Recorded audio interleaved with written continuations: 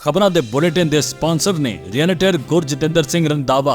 ਹਰ ਤਰ੍ਹਾਂ ਦੀ ਪ੍ਰਾਪਰਟੀ ਖਰੀਦਣ ਤੇ ਵੇਚਣ ਲਈ ਤੁਸੀਂ ਕਾਲ ਕਰ ਸਕਦੇ ਹੋ। ਸਤਿ ਸ਼੍ਰੀ ਅਕਾਲ, ਤੁਸੀਂ ਦੇਖ ਰਹੇ ਹੋ ਪੰਜਾਬ ਮਿਲ USA ਟੀਵੀ ਤੇ ਮੈਂ ਸੁਰਭੀ। ਖਬਰਾਂ ਦੇ ਇਸ ਬੁਲੇਟਿਨ 'ਚ ਬਹੁਤ-ਬਹੁਤ ਸਵਾਗਤ। ਪੇਸ਼ ਆਨ ਦੇਸ਼ ਵਿਦੇਸ਼ ਦੀਆਂ ਕੁਝ ਖਾਸ ਤੇ ਚੋਣਵੀਆਂ ਖਬਰਾਂ। 4 ਸਾਲਾਂ ਬਾਅਦ ਪਹਿਲਾਂ ਨਾਲੋਂ ਵਧੇਰੇ ਤਜਰਬੇਕਾਰ ਟੀਮ ਨਾਲ ਵਾਈਟ ਹਾਊਸ ਪਰਤਣਗੇ ਡੋਨਲਡ ਟਰੰਪ। 100 ਆਰਡਰਾਂ ਤੇ ਕਰਨਗੇ ਦਸਤਖਤ। ਸੋਚ ਚੁੱਕਣ ਤੋਂ ਪਹਿਲਾਂ ਡੋਨਲਡ ਟਰੰਪ ਨੇ ਅਮਰੀਕੀਆਂ ਦੇ ਨਾਲ ਕੀਤਾ ਵਾਅਦਾ।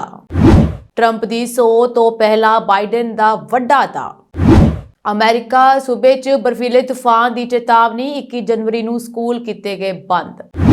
ਅਮਰੀਕਾ 'ਚ ਟਿਕਟੌਕ ਬਹਾਲ। ਟਰੰਪ ਦੇ ਐਲਾਨ ਤੋਂ ਬਾਅਦ ਸੇਵਾਵਾਂ ਮੁੜ ਸ਼ੁਰੂ। ਟਰੰਪ ਨਾਲ ਖਾਣਾ ਮਤਲਬ 9 ਕਰੋੜ ਦੀ ਥਾਲੀ। ਚਰਚਾ 'ਚ ਰਾਸ਼ਟਰਪਤੀ ਦੀ ਡਿਨਰ ਰਾਜਨੀਤੀ।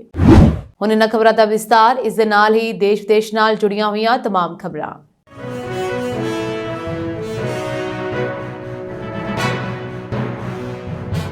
ਡੋਨਲਡ ਟਰੰਪ ਅਮਰੀਕਾ ਦੇ 47ਵੇਂ ਰਾਸ਼ਟਰਪਤੀ ਵਜੋਂ ਅਹੁਦਾ ਸੰਭਾਲਣ ਵਾਲੇ ਹਨ। ਉਹ ਅਹੁਦਾ ਸੰਭਾਲਣ ਤੋਂ ਬਾਅਦ ਹੀ ਐਕਸ਼ਨ ਵਿੱਚ ਦਿਖਾਈ ਦੇਣਗੇ।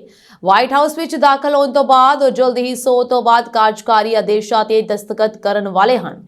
ਇਹ ਓਵਲ ਆਫਿਸ ਡੈਸਕ ਤੇ ਉਸ ਦਾ ਇੰਤਜ਼ਾਰ ਕਰ ਰਹੇ ਹੋਣਗੇ, ਜਿਸ ਨੂੰ ਉਸ ਦੀ ਟੀਮ ਨੇ ਉਸ ਦੇ ਦੂਜੇ ਕਾਰਜਕਾਲ ਦੀ ਸ਼ੁਰੂਆਤ ਲਈ ਤਿਆਰ ਕੀਤਾ ਹੈ। ਵਿਦੇਸ਼ ਮੰਤਰੀ ਐਸ ਜੈਸ਼ੰਕਰ ਸੋਮਵਾਰ ਨੂੰ ਸਹੁੰ ਚੁੱਕ ਸਮਾਗਮ ਵਿੱਚ ਭਾਰਤ ਦੀ ਸਰਕਾਰ ਦੀ ਨੁਮਾਇੰਦਗੀ ਕਰਦੇ ਹੋਏ ਵੀ ਨਜ਼ਰ ਆਉਣਗੇ। ਕਾਰਜਕਾਰੀ ਹੁਕਮਾਂ ਦਾ ਮੁੱਖ ਉਦੇਸ਼ ਚੋਣ ਵਾਅਦਿਆਂ ਨੂੰ ਪੂਰਾ ਕਰਨਾ ਹੈ। ਟਰੰਪ ਦੇ ਕਰੀਬੀ ਸਹਿਯੋਗੀਆਂ ਵਿੱਚੋਂ ਇੱਕ ਸਟੀਫਨ ਮਿਲਰ ਨੇ ਕਿਹਾ ਹੈ ਕਿ ਇਸ ਵਿੱਚ ਮੁੱਖ ਤੌਰ ਤੇ 5 ਵਿਸ਼ੇ ਸ਼ਾਮਲ ਹੋਣਗੇ।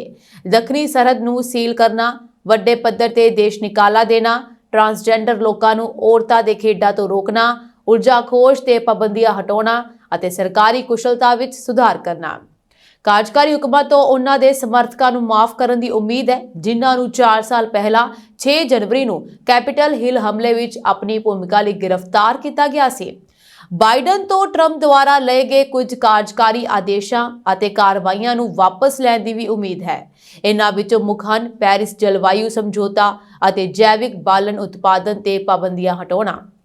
ਬਾਈਡਨ ਨੇ ਆਪਣੇ ਪਹਿਲੇ ਦਿਨ 9 ਕਾਰਜਕਾਰੀ ਆਦੇਸ਼ ਜਾਰੀ ਕੀਤੇ। ਇਨ੍ਹਾਂ ਵਿੱਚੋਂ 6 ਵਿੱਚ ਟਰੰਪ ਦੇ ਫੈਸਲਿਆਂ ਨੂੰ ਉਲਟਾਉਣਾ ਸ਼ਾਮਿਲ ਸੀ। ਡੋਨਲਡ ਟਰੰਪ ਦੂਜੀ ਵਾਰ ਸਹੁੰ ਚੁੱਕਣਗੇ। ਇਸ ਵਾਰ ਉਹਨਾਂ ਦੇ ਕੋਲ ਪਿਛਲੇ ਕਾਰਜਕਾਲ ਨਾਲੋਂ ਜ਼ਿਆਦਾ ਤਜਰਬਾ ਹੈ। ਟੀਮ ਪਿਛਲੇ ਕਾਰਜਕਾਲ ਨਾਲੋਂ ਵੀ ਮਜ਼ਬੂਤ ਹੈ। ਟਰੰਪ ਨੇ ਆਪਣੀ ਟੀਮ ਵਿੱਚ ਕਈ ਤਕਨੀਕੀ ਦਿੱਗਜਾਂ ਨੂੰ ਜਗ੍ਹਾ ਦਿੱਤੀ ਹੈ। ਇਨ੍ਹਾਂ ਵਿੱਚੋਂ ਐਲੋਨ ਮਸਕ ਦਾ ਨਾਮ ਪ੍ਰਮੁੱਖ ਹੈ। ਉਹਨਾਂ ਦੀ ਪਾਰਟੀ ਰਿਪਬਲਿਕਨ ਦੋਵਾਂ ਸਦਨਾਂ ਵਿੱਚ ਮਜ਼ਬੂਤ ਹੈ। ਇਹੀ ਕਾਰਨ ਹੈ ਕਿ ਟਰੰਪ ਪਹਿਲੇ ਦਿਨ ਤੋਂ ਹੀ ਹਮਲਾਵਰ ਫੈਸਲੇ ਲੈਣ ਦੇ ਲਈ ਤਿਆਰ ਹਨ। 2017 ਦੇ ਵਿੱਚ ਟਰੰਪ ਖੁਦ ਕਹਿੰਦੇ ਸਨ ਕਿ ਉਹਨਾਂ ਨੂੰ ਕੋਈ ਰਾਜਨੀਤਿਕ ਤਜਰਬਾ ਨਹੀਂ ਹੈ, ਪਰ ਹੁਣ ਦ੍ਰਿਸ਼ ਬਦਲ ਗਿਆ ਹੈ। ਇੱਕ ਇੰਟਰਵਿਊ ਦੇ ਵਿੱਚ ਟਰੰਪ ਨੇ ਕਿਹਾ ਹੈ ਕਿ ਉਹ ਆਪਣੇ ਪਹਿਲੇ ਦਿਨ ਰਿਕਾਰਡ ਗਿਣਤੀ ਵਿੱਚ ਕਾਰਜਕਾਰੀ ਕਾਰਵਾਈਆਂ ਤੇ ਦਸਤਖਤ ਕਰਨ ਦੀ ਯੋਜਨਾ ਬਣਾ ਰਹੇ ਹਨ। ਇੱਕ ਕਾਰਜਕਾਰੀ ਆਦੇਸ਼ ਰਾਸ਼ਟਰਪਤੀ ਦੁਆਰਾ ਜਾਰੀ ਕੀਤਾ ਗਿਆ ਇੱਕ ਪਾਸੜ ਆਦੇਸ਼ ਹੁੰਦਾ ਹੈ, ਜਿਸ ਕੋਲ ਕਾਨੂੰਨ ਦੀ ਸ਼ਕਤੀ ਹੁੰਦੀ ਹੈ। ਕਾਨੂੰਨ ਦੇ ਉਲਟ ਕਾਰਜਕਾਰੀ ਆਦੇਸ਼ਾਂ ਲਈ ਕਾਂਗਰਸ ਦੀ ਪ੍ਰਵਾਨਗੀ ਦੀ ਲੋੜ ਨਹੀਂ ਹੁੰਦੀ। ਕਾਂਗਰਸ ਇਹਨਾਂ ਨੂੰ ਉਲਟਾ ਨਹੀਂ ਦੱਸਦੀ ਨਾ ਕਰ ਸਕਦੀ ਹੈ, ਪਰ ਇਹਨਾਂ ਨੂੰ ਅਦਾਲਤ ਵਿੱਚ ਚੁਣੌਤੀ ਦਿੱਤੀ ਜਾ ਸਕਦੀ ਹੈ। ਡੋਨਲਡ ਟਰੰਪ ਦੇ ਸਹੁੰ ਚੁੱਕ ਸਮਾਗਮ ਤੋਂ ਪਹਿਲਾਂ ਵਾਸ਼ਿੰਗਟਨ DC ਵਿੱਚ ਹਜ਼ਾਰਾਂ ਲੋਕ ਉਹਨਾਂ ਦੀਆਂ ਨੀਤੀ ਦਾ ਵਿਰੋਧ ਕਰਨ ਲਈ ਇਕੱਠੇ ਹੋਏ। ਪੀਪਲਸ ਮਾਰਚ ਦੇ ਬੈਨਰ ਹੇਠ ਗੈਰ ਮੁਨਾਫਾ ਸੰਗਠਨਾਂ ਦੇ ਇੱਕ ਗੱਠਜੋੜ, ਜਿਸ ਵਿੱਚ ਸਖੀ ਫॉर ਸਾਊਥ ਏਸ਼ੀਅਨ ਸਰਵਾਈਵਰਸ ਸ਼ਾਮਲ ਹਨ, ਉਹਨਾਂ ਨੇ ਟਰੰਪ ਦੀਆਂ ਨੀਤੀਆਂ ਦਾ ਵਿਰੋਧ ਕੀਤਾ। ਪ੍ਰਦਰਸ਼ਨਕਾਰੀਆਂ ਦੇ ਹੱਥਾਂ ਵਿੱਚ ਟਰੰਪ ਦੇ ਵਿਰੋਧੀ ਪੋਸਟਰ ਅਤੇ ਬੈਨਰ ਸਨ। ਪ੍ਰਦਰਸ਼ਨਕਾਰੀਆਂ ਨੇ ਟਰੰਪ ਅਤੇ ਉਹਨਾਂ ਦੇ ਕੁਝ ਨਜ਼ਦੀਕੀ ਸਮਰਥਕਾਂ, ਜਿਨ੍ਹਾਂ ਵਿੱਚ ਟੈਸਲਾ ਦੇ ਮਾਲਕ ਐਲੋਨ ਮਸਕ ਵੀ ਸ਼ਾਮਲ ਹਨ, ਉਹਨਾਂ ਵਿਰੁੱਧ ਵੀ ਨਾਅਰੇਬਾਜ਼ੀ ਕੀਤੀ। ਇਸੇ ਸਮੂਹ ਨੇ ਜਨਵਰੀ 2017 ਦੇ ਵਿੱਚ ਵੀ ਵਿਰੋਧ ਪ੍ਰਦਰਸ਼ਨ ਕੀਤਾ ਸੀ, ਜਦੋਂ ਟਰੰਪ ਪਹਿਲੀ ਵਾਰ ਸੱਤਾ ਵਿੱਚ ਆਏ ਸਨ। ਆਪਣੇ ਸਹੁੰ ਚੁੱਕ ਸਮਾਗਮ ਤੋਂ ਪਹਿਲਾਂ ਅਮਰੀਕਾ ਦੇ ਨਵੇਂ ਚੁਣੇ ਗਏ ਰਾਸ਼ਟਰਪਤੀ ਡੋਨਲਡ ਟਰੰਪ ਨੇ ਆਪਣੇ ਸਮਰਥਕਾਂ ਅਤੇ ਦੇਸ਼ ਵਾਸੀਆਂ ਨਾਲ ਵਾਅਦਾ ਕੀਤਾ ਹੈ ਕਿ ਉਹ ਅਮਰੀਕਾ ਦੇ ਸਾਹਮਣੇ ਆਉਣ ਵਾਲੇ ਹਰ ਸੰਕਟ ਨੂੰ ਦੂਰ ਕਰਨ ਲਈ ਤੇਜ਼ੀ ਨਾਲ ਕੰਮ ਕਰਨਗੇ। ਟਰੰਪ ਨੇ ਕੈਪੀਟਲ ਵਨ ਅਰੇਨਾ ਸਟੇਡੀਅਮ ਵਿੱਚ ਆਪਣੇ ਸਮਰਥਕਾਂ ਨੂੰ ਕਿਹਾ ਕਿ ਸੋਮਵਾਰ ਤੋਂ ਮੈਂ ਤੇਜ਼ੀ ਅਤੇ ਮਜ਼ਬੂਤੀ ਨਾਲ ਕੰਮ ਕਰਾਂਗਾ ਅਤੇ ਸਾਡੇ ਦੇਸ਼ ਦੇ ਸਾਹਮਣੇ ਆਉਣ ਵਾਲੇ ਹਰ ਸੰਕਟ ਦਾ ਹੱਲ ਕਰਾਂਗਾ। ਸਾਨੂੰ ਇਹ ਕਰਨਾ ਹੀ ਪਵੇਗਾ। ਟਰੰਪ ਦੀ ਜਿੱਤ ਦਾ ਜਸ਼ਨ ਮਨਾਉਣ ਦੇ ਲਈ ਸਟੇਡੀਅਮ ਵਿੱਚ ਮੇਕ ਅਮਰੀਕਾ ਗ੍ਰੇਟ ਪ੍ਰੋਗਰਾਮ ਦਾ ਆਯੋਜਨ ਕੀਤਾ ਗਿਆ ਸੀ। ਸਟੇਡੀਅਮ ਦੀ ਸਮਰੱਥਾ 20,000 ਲੋਕਾਂ ਦੀ ਹੈ ਅਤੇ ਇਹ ਦਰਸ਼ਕਾਂ ਦੇ ਨਾਲ ਖਚਾਖਚ ਭਰਿਆ ਹੋਇਆ ਸੀ। ਇਸ ਤੋਂ ਇਲਾਵਾ ਕੜਾਕੇ ਦੀ ਠੰਡ ਵਿੱਚ ਵੱਡੀ ਗਿਣਤੀ ਵਿੱਚ ਲੋਕ ਸਟੇਡੀਅਮ ਦੇ ਬਾਹਰ ਇਕੱਠੇ ਹੋਏ ਸਨ। ਟਰੰਪ ਨੇ ਪਿਛਲੇ ਸਾਲ ਦੀਆਂ ਆਮ ਚੋਣਾਂ ਵਿੱਚ ਉਪ ਰਾਸ਼ਟਰਪਤੀ ਕਮਲਾ ਹੈਰਿਸ ਨੂੰ ਹਰਾਉਣ ਤੋਂ ਬਾਅਦ ਸ਼ਾਨਦਾਰ ਵਾਪਸੀ ਕੀਤੀ ਅਤੇ 4 ਸਾਲਾਂ ਦੇ ਅੰਤਰਾਲ ਤੋਂ ਬਾਅਦ ਰਾਸ਼ਟਰਪਤੀ ਵਜੋਂ ਸਹੁੰ ਚੁੱਕਣ ਵਾਲੇ ਅਮਰੀਕੀ ਇਤਿਹਾਸ ਦੇ ਦੂਜੇ ਵਿਅਕਤੀ ਬਣੇ। ਸ਼ਨੀਵਾਰ ਨੂੰ ਉਹ ਯੂਐਸ ਕੈਪੀਟਲ ਯਾਨੀ ਸੰਸਦ ਭਵਨ ਕੰਪਲੈਕਸ ਪਹੁੰਚੇ ਅਤੇ ਆਪਣੇ ਹਜ਼ਾਰਾਂ ਸਮਰਥਕਾਂ ਨੂੰ ਸੰਬੋਧਨ ਕੀਤਾ, ਜਿਸ ਨੂੰ ਉਹਨਾਂ ਨੇ ਜਿੱਤ ਰੈਲੀ ਕਿਹਾ। ਟਰੰਪ ਨੇ ਕਿਹਾ, ਅਹੁਦਾ ਸੰਭਾਲਣ ਤੋਂ ਪਹਿਲਾਂ ਹੀ ਤੁਸੀਂ ਉਹ ਨਤੀਜੇ ਦੇਖ ਰਹੇ ਹੋ ਜਿਨ੍ਹਾਂ ਦੀ ਕਿਸੇ ਨੇ ਉਮੀਦ ਨਹੀਂ ਕੀਤੀ ਸੀ। ਹਰ ਕੋਈ ਇਸ ਨੂੰ ਟਰੰਪ ਪ੍ਰਭਾਵ ਕਹਿ ਰਿਹਾ ਹੈ, ਪਰ ਇਹ ਤੁਸੀਂ ਹੋ, ਇਹ ਤੁਹਾਡਾ ਹੀ ਪ੍ਰਭਾਵ ਹੈ। ਚੋਣਾਂ ਤੋਂ ਬਾਅਦ ਸਟਾਕ ਮਾਰਕੀਟ ਵਿੱਚ ਤੇਜ਼ੀ ਆਈ ਹੈ। ਬਿਟਕੋਇਨ ਨੇ ਇੱਕ ਤੋਂ ਬਾਅਦ ਇੱਕ ਰਿਕਾਰਡ ਤੋੜ ਦਿੱਤੇ ਹਨ। ਅਮਰੀਕਾ ਦੇ ਰਾਸ਼ਟਰਪਤੀ ਜੋ ਬਾਈਡਨ ਨੇ ਗਾਜ਼ਾ 'ਚ ਜੰਗਬੰਦੀ ਦੀ ਪੁਸ਼ਟੀ ਕਰ ਦਿੱਤੀ ਹੈ ਅਤੇ ਤਿੰਨਾਂ ਬੰਦਕਾਂ ਦੀ ਰਿਹਾਈ ਦੀ ਵੀ ਖਬਰ ਦਿੱਤੀ। ਉਹਨਾਂ ਨੇ ਦੱਖਣੀ ਕੈਰੋਲੀਨਾ ਵਿੱਚ ਇੱਕ ਚਰਚ ਦੌਰਾਨ ਇਹ ਘੋਸ਼ਣਾ ਕੀਤੀ। ਦੂਜੇ ਪਾਸੇ ਡੋਨਾਲਡ ਟਰੰਪ ਜਲਦੀ ਹੀ ਅਮਰੀਕਾ ਦੇ ਨਵੇਂ ਰਾਸ਼ਟਰਪਤੀ ਦੇ ਤੌਰ ਤੇ ਸਹੁੰ ਚੁੱਕਣ ਵਾਲੇ ਹਨ ਅਤੇ ਉਹਨਾਂ ਨੇ ਪਹਿਲਾਂ ਹੀ ਯੁੱਧ ਬੰਦ ਕਰਵਾਉਣ ਦੇ ਦਾਅਵੇ ਕੀਤੇ ਹਨ। ਜੋ ਬਾਈਡਨ ਦੀ ਘੋਸ਼ਣਾ ਗਾਜ਼ਾ ਵਿੱਚ ਜੰਗਬੰਦੀ ਦੀ ਪੁਸ਼ਟੀ ਕਰਦਾ ਹੈ। ਇਸ ਤੋਂ ਇਲਾਵਾ ਜੋ ਬਾਈਡਨ ਨੇ ਹੋਰ ਵੀ ਬਹੁਤ ਸਾਰੇ ਦਾਅਵੇ ਕੀਤੇ ਹਨ। ਡੋਨਾਲਡ ਟਰੰਪ ਦਾ ਬਿਆਨ ਸਾਹਮਣੇ ਆਇਆ ਹੈ। 100 ਤੋਂ ਬਾਅਦ ਜੰਗ ਖਤਮ ਕਰਨ ਦਾ ਵਾਅਦਾ ਉਹਨਾਂ ਨੇ ਕੀਤਾ ਹੈ। ਨਵੇਂ ਰਾਸ਼ਟਰਪਤੀ ਵਜੋਂ ਜਲਦੀ ਉਹ ਸਹੁੰ ਚੁੱਕਣ ਵਾਲੇ ਹਨ ਅਤੇ ਬਾਈਡਨ ਜੋ ਨੇ ਦੱਖਣੀ ਕੈਰੋਲੀਨਾ ਦੀ ਯਾਤਰਾ ਕਰ ਸਕਦੇ ਹਨ। ਰਾਜ ਉਹਨਾਂ ਲਈ ਵਿਸ਼ੇਸ਼ ਮਹੱਤਤਾ ਰੱਖਦਾ ਹੈ। ਰਾਸ਼ਟਰਪਤੀ ਚੁਣੇ 2020 ਵਿੱਚ ਉਹਨਾਂ ਨੇ ਇੱਥੇ ਭਾਰੀ ਜਿੱਤ ਪ੍ਰਾਪਤ ਕੀਤੀ ਸੀ। ਜੋ ਬਾਈਡਨ ਨੇ ਉਹਨਾਂ ਨੇ ਮਾਰਟਿਨ ਲੂਥਰ ਕਿੰਗ ਦੀ ਵਿਰਾਸਤ ਤੇ ਭਾਸ਼ਣ ਦਿੱਤਾ ਸੀਗਾ। ਬੰਦਕਾਂ ਨੂੰ ਇਜ਼ਰਾਈਲੀ ਆਰਮੀ ਨੇ ਆਪਣੇ ਕੈਂਪ ਵਿੱਚ ਲਿਜਾਇਆ ਸੀਗਾ। ਅਲ ਜਜ਼ੀਰਾ ਵੱਲੋਂ ਰਿਹਾਈ ਵੀ ਦੀ ਕਵਰੇਜ ਕੀਤੀ ਗਈ। ਤਿੰਨਾਂ ਬੰਦਕਾਂ ਦੀ ਮੈਡੀਕਲ ਜਾਂਚ ਹੋਣ ਦੀ ਉਮੀਦ ਕੀਤੀ ਗਈ। ਦਰਅਸਲ ਅਮਰੀਕਾ ਦੇ ਸਾਬਕਾ ਰਾਸ਼ਟਰਪਤੀ ਜੋ ਬਾਈਡਨ ਨੂੰ ਦੱਖਣੀ ਕੈਰੋਲੀਨਾ ਵਿੱਚ ਆਪਣੇ ਕਾਰਜਕਾਲ ਦਾ ਆਖਰੀ ਦਿਨ ਬਿਤਾ ਰਹੇ ਹਨ। ਇਹ ਰਾਜ ਬਾਈਡਨ ਲਈ ਵਿਸ਼ੇਸ਼ ਮਹੱਤਵ ਰੱਖਦਾ ਹੈ ਕਿਉਂਕਿ ਉਸਨੇ 2020 ਡੈਮੋਕ੍ਰੈਟਿਕ ਪ੍ਰਾਇਮਰੀ ਵਿੱਚ ਭਾਰੀ ਜਿੱਤ ਤੋਂ ਬਾਅਦ ਯੂਐਸ ਦੇ ਰਾਸ਼ਟਰਪਤੀ ਚੁਣੇ ਜਾਣ ਦਾ ਆਪਣਾ ਟੀਚਾ ਪ੍ਰਾਪਤ ਕੀਤਾ ਸੀਗਾ। ਸੋਮਵਾਰ ਨੂੰ ਰਿਪਬਲਿਕਨ ਰਾਸ਼ਟਰਪਤੀ ਚੁਣੇ ਗਏ ਡੋਨਾਲਡ ਟਰੰਪ ਉਦਘਾਟਨ ਦੀ ਪੂਰਵ ਸੰਧਿਆ ਤੇ ਬਾਈਡਨ ਉਸ ਰਾਜ ਨੂੰ ਅਲਵਿਦਾ ਕਹਿਣ ਦੀ ਯੋਜਨਾ ਬਣਾ ਰਹੇ ਹਨ ਜਿਸ ਨੂੰ ਉਸਨੇ ਇਸ ਮੁਕਾਮ ਤੱਕ ਪਹੁੰਚਾਇਆ ਸੀ। ਇਸ ਤਰ੍ਹਾਂ ਵਾਈਟ ਹਾਊਸ ਦੇ ਅਨੁਸਾਰ ਬਾਈਡਨ ਉੱਤਰੀ ਚਾਰਲਸਟਨ ਵਿੱਚ ਰਾਇਲ ਮਿਸ਼ਨਰੀ ਬੈਪਟਿਸਟ ਚਰਚ ਵਿੱਚ ਪ੍ਰਾਰਥਨਾ ਕਰਨ ਵਾਲੇ ਹਨ ਅਤੇ ਨਾਗਰਿਕ ਅਧਿਕਾਰਾਂ ਦੇ ਨੇਤਾ ਮਾਰਟਿਨ ਲੂਥਰ ਕਿੰਗ ਜੂਨੀਅਰ ਦੀ ਵਿਰਾਸਤ ਬਾਰੇ ਇੱਕ ਸੰਬੋਧਨ ਕਰਨਗੇ। ਉਹਨਾਂ ਦੇ ਨਾਲ ਉਹਨਾਂ ਦੀ ਪਤਨੀ ਅਤੇ ਦੇਸ਼ ਦੀ ਬਾਹਰ ਜਾਣ ਵਾਲੀ ਪਹਿਲੀ ਮਹਿਲਾ ਜਿਲ ਬਾਈਡਨ ਵੀ ਮੌਜੂਦ ਹਨ। ਵਾਈਟ ਹਾਊਸ ਨੇ ਕਿਹਾ ਹੈ ਕਿ ਨਾਗਰਿਕ ਅਧਿਕਾਰਾਂ ਦੇ ਮਾਰੇ ਗਏ ਨੇਤਾ ਦੇ ਸਨਮਾਨ ਵਿੱਚ ਸੰਘੀ ਛੁੱਟੀ ਸੀ। ਅਮਰੀਕਾ ਇਨੀ ਦਿਨੀ ਮੌਸਮ ਦੀ ਮਾਰ ਚੱਲ ਰਿਹਾ ਹੈ। ਆਰਕਟਿਕ ਤੂਫਾਨ ਕਾਰਨ 21 ਜਨਵਰੀ ਨੂੰ ਹਿਊਸਟਨ ਵਿੱਚ ਸਕੂਲ ਬੰਦ ਕਰਨ ਦਾ ਆਦੇਸ਼ ਜਾਰੀ ਕਰ ਦਿੱਤਾ ਗਿਆ ਹੈ। ਕਿਹਾ ਜਾ ਰਿਹਾ ਹੈ ਕਿ ਆਰਕਟਿਕ ਤੂਫਾਨ ਕਾਰਨ ਤਾਪਮਾਨ 0 ਤੋਂ ਹੇਠਾਂ ਚਲਾ ਜਾਵੇਗਾ ਅਤੇ ਅਗਲੇ ਹਫ਼ਤੇ ਭਾਰੀ ਬਰਫ਼ਬਾਰੀ ਹੋਵੇਗੀ। ਇਸ ਤੋਂ ਬਾਅਦ ਪੂਰੇ ਸ਼ਹਿਰ ਵਿੱਚ ਲੋਕਾਂ ਨੂੰ ਤੂਫਾਨ ਤੋਂ ਬਚਾਉਣ ਦੀਆਂ ਤਿਆਰੀਆਂ ਤੇਜ਼ ਹੋ ਗਈਆਂ ਹਨ। ਦੱਸਿਆ ਜਾ ਰਿਹਾ ਹੈ ਕਿ ਤੂਫਾਨ ਕਾਰਨ ਬਹੁਤ ਜ਼ਿਆਦਾ ਠੰਡ ਪਵੇਗੀ ਅਤੇ ਭਾਰੀ ਬਰਫ਼ਬਾਰੀ ਕਾਰਨ ਤਾਪਮਾਨ ਕਾਫੀ ਘਟ ਜਾਵੇਗਾ। ਇਸ ਤੋਂ ਇਲਾਵਾ ਹਫ਼ਤੇ ਦੇ ਵੱਧ ਤੱਕ ਗੜੇਮਾਰੀ ਅਤੇ ਬਰਫ਼ਬਾਰੀ ਦੀ ਸੰਭਾਵਨਾ ਹੋ ਸਕਦੀ ਹੈ। ਹਾਲਾਂਕਿ ਸ਼ਹਿਰ ਵਿੱਚ ਔਸਤਨ ਹਰ 4 ਸਾਲਾਂ ਵਿੱਚ ਸਿਰਫ ਇੱਕ ਵਾਰ ਬਰਫ਼ਬਾਰੀ ਹੁੰਦੀ ਹੈ। ਮੌਸਮ ਵਿਭਾਗ ਦੀ ਰਿਪੋਰਟ ਮਿਲਣ ਤੋਂ ਬਾਅਦ ਲੋਕਾਂ ਨੇ ਤਿਆਰੀਆਂ ਸ਼ੁਰੂ ਕਰ ਦਿੱਤੀਆਂ ਹਨ। ਲੋਕਾਂ ਨੇ ਜ਼ਰੂਰੀ ਚੀਜ਼ਾਂ ਇਕੱਠੀਆਂ ਕਰਨੀਆਂ ਵੀ ਸ਼ੁਰੂ ਕਰ ਦਿੱਤੀਆਂ ਹਨ। ਇਸ ਕਾਰਨ ਸ਼ਹਿਰ ਦੇ ਸੁਪਰ ਬਾਜ਼ਾਰਾਂ ਵਿੱਚ ਭੀੜ ਸੀ। ਕਰਿਆਨੇ ਦੀਆਂ ਦੁਕਾਨਾਂ ਤੇ ਵੱਡੀ ਗਿਣਤੀ ਵਿੱਚ ਲੋਕ ਦੇਖੇ ਗਏ। ਲੋਕਾਂ ਨੇ ਬਹੁਤ ਸਾਰਾ ਦੁੱਧ, ਬ੍ਰੈਡ ਅਤੇ ਬੋਤਲਬੰਦ ਪਾਣੀ ਖਰੀਦਿਆ। ਹਾਲਾਤ ਅਜਿਹੇ ਸਨ ਕਿ ਸਾਰੇ ਸੁਪਰਮਾਰਕੀਟ ਅੱਧੇ ਦਿਨ ਵਿੱਚ ਹੀ ਖਾਲੀ ਹੋ ਗਏ। ਲੋਕ ਸਮਾਨ ਇਕੱਠਾ ਕਰਨ ਲਈ ਇੱਕ ਦੁਕਾਨ ਤੋਂ ਦੂਜੀ ਦੁਕਾਨ ਭੱਜਦੇ ਰਹੇ। ਸਥਾਨਕ ਆਗੂਆਂ ਨੇ ਵੀ ਲੋਕਾਂ ਨੂੰ ਤੂਫਾਨ ਤੋਂ ਬਚਾਉਣ ਲਈ ਤਿਆਰੀਆਂ ਸ਼ੁਰੂ ਕਰ ਦਿੱਤੀਆਂ ਹਨ। ਮੇਅਰ ਨੇ ਹੈਰਿਸ ਕਾਉਂਟੀ ਜੱਜ ਨਾਲ ਇੱਕ ਪ੍ਰੈਸ ਕਾਨਫਰੰਸ ਦੇ ਵਿੱਚ ਠੰਡ ਤੋਂ ਭੱਜਣ ਵਾਲਿਆਂ ਲਈ 10 ਵਾਰਮਿੰਗ ਸੈਂਟਰ ਬਣਾਉਣ ਦਾ ਐਲਾਨ ਕੀਤਾ ਹੈ। ਇਹ ਕੇਂਦਰ ਸ਼ਾਮ ਨੂੰ ਖੁੱਲਣਗੇ। ਇਸ ਦੇ ਨਾਲ ਹੀ ਸ਼ਹਿਰ ਦੇ ਜਾਨਵਰਾਂ ਦੇ ਆਸਰਾ BARC ਵਿੱਚ ਪਾਲਤੂ ਜਾਨਵਰਾਂ ਨੂੰ ਰੱਖਣ ਲਈ ਕੈਨਲ ਬਣਾਏ ਗਏ ਹਨ। ਇਸ ਦੌਰਾਨ ਹਿਊਸਟਨ ਪਬਲਿਕ ਵਰਕਰਸ ਅਤੇ ਟੈਕਸਾਸ ਡਿਪਾਰਟਮੈਂਟ ਆਫ ਟਰਾਂਸਪੋਰਟੇਸ਼ਨ ਨੇ ਖਤਰਨਾਕ ਬਰਫ਼ ਨੂੰ ਇਕੱਠਾ ਹੋਣ ਤੋਂ ਰੋਕਣ ਲਈ ਪੁਲਾਂ, ਓਵਰਪਾਸਾਂ ਅਤੇ ਮੁੱਖ ਹਾਈਵੇ ਤੇ ਕੰਮ ਸ਼ੁਰੂ ਕਰ ਦਿੱਤਾ ਹੈ। ਮੇਅਰ ਨੇ ਕਿਹਾ ਹੈ ਕਿ ਅਸੀਂ ਸ਼ਹਿਰ ਭਰ ਦੇ ਮੌਸਮ ਲਈ ਤਿਆਰੀ ਕਰ ਰਹੇ ਹਾਂ। ਉਹਨਾਂ ਨੇ ਲੋਕਾਂ ਨੂੰ ਪਾਈਪਾਂ, ਪੌਦਿਆਂ ਅਤੇ ਪਾਲਤੂ ਜਾਨਵਰਾਂ, ਘਰਾਂ ਅਤੇ ਅਜੀਜ਼ਾਂ ਦੀ ਰੱਖਿਆ ਕਰਨ ਦੀ ਅਪੀਲ ਕੀਤੀ ਹੈ। ਮੈਰਾਥਨ ਅਤੇ 2 ਮਾਰਟਿਨ ਲੂਥਰ ਕਿੰਗ ਜੂਨੀਅਰ ਡੇ ਪਰੇਡਾਂ ਸਮੇਤ ਵੱਡੇ ਸਮਾਗਮਾਂ ਲਈ ਵੀ ਸੁਰੱਖਿਆ ਪ੍ਰਦਾਨ ਕੀਤੀ ਜਾਵੇਗੀ। ਬਰਫੀਲੀਆਂ ਸੜਕਾਂ ਅਤੇ ਸੰਭਾਵਿਤ ਬਿਜਲੀ ਕੱਟਾਂ ਦੇ ਮੱਦੇਨਜ਼ਰ ਸਾਵਧਾਨੀ ਦੇ ਉਪਾਅ ਵਜੋਂ ਸਕੂਲਾਂ ਨੇ 21 ਜਨਵਰੀ ਨੂੰ ਬੰਦ ਰੱਖਣ ਦਾ ਐਲਾਨ ਕੀਤਾ ਗਿਆ ਹੈ। ਟਿਕਟੌਕ ਨੇ ਅਮਰੀਕਾ ਵਿੱਚ ਦੁਬਾਰਾ ਕੰਮ ਕਰਨਾ ਸ਼ੁਰੂ ਕਰ ਦਿੱਤਾ ਹੈ। ਕੰਪਨੀ ਨੇ ਅਮਰੀਕਾ ਵਿੱਚ ਆਪਣੀਆਂ ਸੇਵਾਵਾਂ ਮੁੜ ਸ਼ੁਰੂ ਕਰ ਦਿੱਤੀਆਂ ਹਨ। ਕੰਪਨੀ ਦੇ ਬਿਆਨ ਅਨੁਸਾਰ ਟਿਕਟੌਕ ਸੇਵਾਵਾਂ ਹੌਲੀ-ਹੌਲੀ ਉਪਭੋਗਤਾਵਾਂ ਨਾਲ ਬਹਾਲ ਕੀਤੀਆਂ ਜਾ ਰਹੀਆਂ ਹਨ। ਇਸ ਤੋਂ ਪਹਿਲਾਂ 19 ਜਨਵਰੀ ਨੂੰ ਇੱਕ ਅਮਰੀਕੀ ਕੰਪਨੀ ਨੂੰ ਟਿਕਟੌਕ ਵੇਚਣ ਦੀ ਸਮਾਂ ਸੀਮਾ ਖਤਮ ਹੋਣ ਤੋਂ ਬਾਅਦ ਐਪ ਤੇ ਪਾਬੰਦੀ ਲਗਾ ਦਿੱਤੀ ਗਈ ਸੀ। ਉਪਭੋਗਤਾ ਇਸ ਨੂੰ ਡਾਊਨਲੋਡ ਨਹੀਂ ਕਰ ਪਾ ਰਹੇ ਸਨ ਅਤੇ ਨਾ ਹੀ ਪਹਿਲਾਂ ਤੋਂ ਵਰਤ ਰਹੇ ਉਪਭੋਗਤਾ ਇਸ ਨੂੰ ਵਰਤ ਪਾ ਰਹੇ ਸਨ। ਹਾਲਾਂਕਿ ਨਵੇਂ ਚੁਣੇ ਗਏ ਰਾਸ਼ਟਰਪਤੀ ਡੋਨਾਲਡ ਟਰੰਪ ਦੇ ਪਾਬੰਦੀ ਹਟਾਉਣ ਦੇ ਐਲਾਨ ਤੋਂ ਬਾਅਦ 24 ਘੰਟਿਆਂ ਤੋਂ ਵੀ ਘੱਟ ਸਮੇਂ ਲਈ ਬੰਦ ਰਹਿਣ ਤੋਂ ਬਾਅਦ ਐਪ ਮੁੜ ਸ਼ੁਰੂ ਹੋ ਗਿਆ। ਟਿਕਟੌਕ ਦੀ ਅਮਰੀਕਾ ਵਾਪਸੀ ਲਈ ਟਰੰਪ ਦੁਆਰਾ ਰੱਖੀ ਗਈ ਸਭ ਤੋਂ ਮਹੱਤਵਪੂਰਨ ਸ਼ਰਤ ਇਸ ਵਿੱਚ ਹਿੱਸੇਦਾਰੀ ਸੰਬੰਧੀ ਹੈ। ਟਰੰਪ ਚਾਹੁੰਦੇ ਹਨ ਕਿ ਇਸ ਮਸ਼ਹੂਰ ਸੋਸ਼ਲ ਮੀਡੀਆ ਐਪ ਵਿੱਚ ਘੱਟੋ-ਘੱਟ ਅੱਧੀ ਹਿੱਸੇਦਾਰੀ ਅਮਰੀਕੀ ਨਿਵੇਸ਼ਕਾਂ ਦੀ ਹੋਵੇ। ਸ਼ਨੀਵਾਰ ਦੇਰ ਰਾਤ ਨੂੰ ਅਮਰੀਕਾ ਵਿੱਚ ਟਿਕਟੌਕ ਨੂੰ ਬੰਦ ਕਰ ਦਿੱਤਾ ਗਿਆ। ਰਾਸ਼ਟਰੀ ਸੁਰੱਖਿਆ ਦੇ ਆਧਾਰ ਤੇ ਇਸ ਤੇ ਪਾਬੰਦੀ ਲਗਾਈ ਗਈ। ਅਮਰੀਕੀ ਅਧਿਕਾਰੀਆਂ ਦਾ ਕਹਿਣਾ ਹੈ ਕਿ ਚੀਨੀ ਕੰਪਨੀ ਬਾਈਟਡਾਂਸ ਦੀ ਇਹ ਐਪ ਅਮਰੀਕੀਆਂ ਦੇ ਡਾਟਾ ਦੀ ਦੁਰਵਰਤੋਂ ਕਰ ਸਕਦੀ ਹੈ। ਡੋਨਾਲਡ ਟਰੰਪ ਨੇ ਟਰੂਥ ਸੋਸ਼ਲ ਤੇ ਇਹ ਲਿਖਿਆ ਕਿ ਅਸੀਂ ਕਾਨੂੰਨ ਦੀ ਪਾਬੰਦੀ ਲਾਗੂ ਹੋਣ ਤੋਂ ਪਹਿਲਾਂ ਸਮਾਂ ਸੀਮਾ ਵਧਾਵਾਂਗੇ ਤਾਂ ਜੋ ਆਪਣੀ ਰਾਸ਼ਟਰੀ ਸੁਰੱਖਿਆ ਲਈ ਸਮਝੌਤਾ ਕਰ ਸਕੀਏ। ਉਹਨਾਂ ਨੇ ਕਿਹਾ ਕਿ ਉਹ ਚਾਹੁੰਦੇ ਹਨ ਕਿ ਅਮਰੀਕਾ ਇਸ ਵਿੱਚ 50% ਮਾਲਕੀ ਵਾਲੀ ਸਥਿਤੀ ਰੱਖੇ। ਅਜਿਹਾ ਕਰਕੇ ਅਸੀਂ ਟਿਕਟੌਕ ਨੂੰ ਬਚਾ ਸਕਦੇ ਹਾਂ ਅਤੇ ਇਸ ਨੂੰ ਚੰਗੇ ਹੱਥਾਂ ਵਿੱਚ ਰੱਖ ਸਕਦੇ ਹਾਂ। ਟਰੰਪ ਨੇ ਕਿਹਾ ਕਿ ਇਸ ਲਈ ਉਹਨਾਂ ਵੱਲੋਂ ਇੱਕ ਕਾਰਜਕਾਰੀ ਆਦੇਸ਼ ਜਾਰੀ ਕੀਤਾ ਜਾਵੇਗਾ। ਹੁਕਮਾਂ ਵਿੱਚ ਸਪਸ਼ਟ ਕੀਤਾ ਜਾਵੇਗਾ ਕਿ ਕਿਸੇ ਵੀ ਕੰਪਨੀ ਦੀ ਕੋਈ ਜ਼ਿੰਮੇਵਾਰੀ ਨਹੀਂ ਹੋਵੇਗੀ ਜਿਸ ਨੇ ਆਪਣੇ ਹੁਕਮ ਤੋਂ ਪਹਿਲਾਂ ਟਿਕਟੌਕ ਨੂੰ ਬੰਦ ਹੋਣ ਤੋਂ ਰੋਕਣ ਵਿੱਚ ਮਦਦ ਕੀਤੀ ਸੀ। ਟਰੰਪ ਨੇ ਪਹਿਲਾਂ ਕਿਹਾ ਸੀ ਕਿ ਉਹ ਅਹੁਦਾ ਸੰਭਾਲਣ ਤੋਂ ਬਾਅਦ ਟਿਕਟੌਕ ਨੂੰ ਪਾਬੰਦੀ ਤੋਂ 90 ਦਿਨਾਂ ਦੀ ਰਾਹਤ ਦੇਣਗੇ। ਇਸ ਸਮੇਂ ਦੌਰਾਨ ਪਾਬੰਦੀ ਬਾਰੇ ਫੈਸਲਾ ਲਿਆ ਜਾਵੇਗਾ। ਅਮਰੀਕਾ ਵਿੱਚ ਸ਼ਨੀਵਾਰ ਦੇਰ ਰਾਤ social media app platform TikTok ਨੂੰ ਬੰਦ ਕਰ ਦਿੱਤਾ ਗਿਆ। ਟਿਕਟੌਕ ਤੇ ਪਾਬੰਦੀ ਲਗਾਉਣ ਦਾ ਫੈਸਲਾ ਪਿਛਲੇ ਸਾਲ ਅਮਰੀਕਾ ਵਿੱਚ ਪਾਸ ਕੀਤੇ ਗਏ ਇੱਕ ਕਾਨੂੰਨ ਦੇ ਤਹਿਤ ਲਿਆ ਗਿਆ ਸੀ। ਇਸ ਪਾਬੰਦੀ ਨੂੰ ਸ਼ੁੱਕਰਵਾਰ ਨੂੰ ਅਮਰੀਕੀ ਸੁਪਰੀਮ ਕੋਰਟ ਨੇ ਬਰਕਰਾਰ ਰੱਖਿਆ। ਇਸ ਤੋਂ ਬਾਅਦ ਟਿਕਟੌਕ ਬੰਦ ਕਰ ਦਿੱਤਾ ਗਿਆ।